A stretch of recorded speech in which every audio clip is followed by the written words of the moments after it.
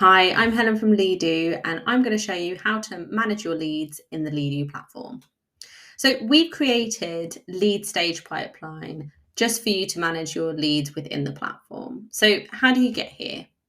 So you head over to the leads area here, and then you'll see lead stage. If this is grayed out, just contact your CS manager to activate it.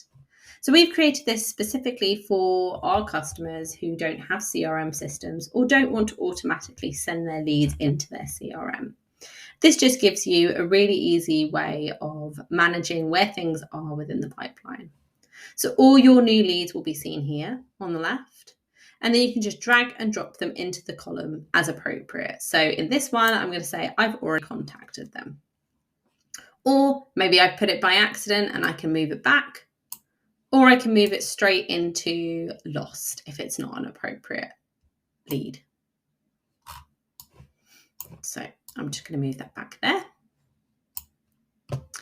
If I click, it'll open it up on the right here.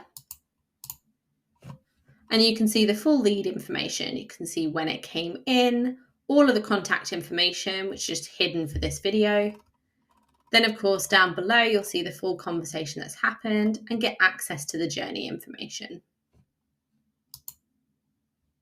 You can also assign these to different team members on your account, which is really helpful just so you can each know that someone has picked up a lead and who is looking after it, or whether you need to reassign it to someone different.